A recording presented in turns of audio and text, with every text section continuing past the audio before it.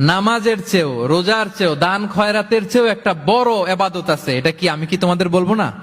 সাহাবারা তো অবাক, নামাজের চেয়েও বড় ইবাদত, রোজার চেয়েও বড়, দানের চেয়েও বড়।